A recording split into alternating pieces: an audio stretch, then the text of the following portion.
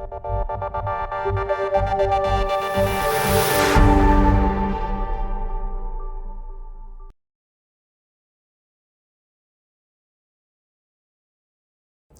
afternoon, Doc Plexus community. This is Dr. Prabhakar. I am a phaco-refractive and cornea surgeon.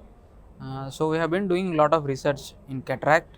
If you have to introduce, you have to go back by 2000 years, where Sushruta was one of the first to perform Cauchy techniques. And then in the past 100 years, there have been a lot of advances, especially Ridley's lens and Kelman's phacoemulsification.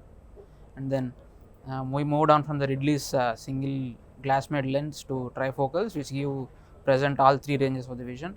But there has been this one factor which is preventing cataract surgery to reach its zenith, that is posterior capsular opacity.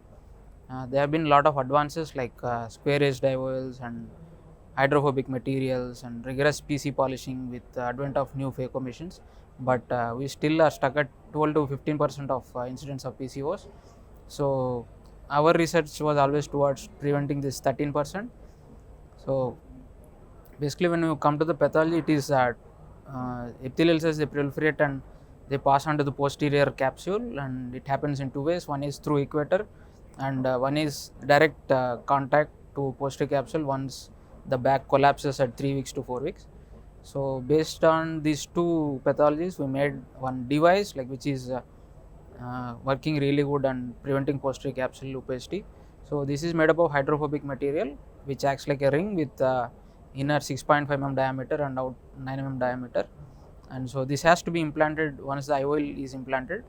So how this works is it presses the optic against the posterior capsule, thus this totally eliminates the space between posterior capsule and the optic, thus there is no space for the lens to proliferate. And the second thing is it acts as a robust barrier which prevents the epithelial cell migration to the equator. So this is how it works. And so based on this, we have conducted some studies also, where we compared uh, 20 eyes, where in one eye we have put PCO ring and one without the PCO ring, using the same lens by the same surgeon of the same nuclear sclerosis grade. And we compared after 3 years, where only one eye which has PCO ring had a PCO, and the other eyes, 11 eyes had PCO.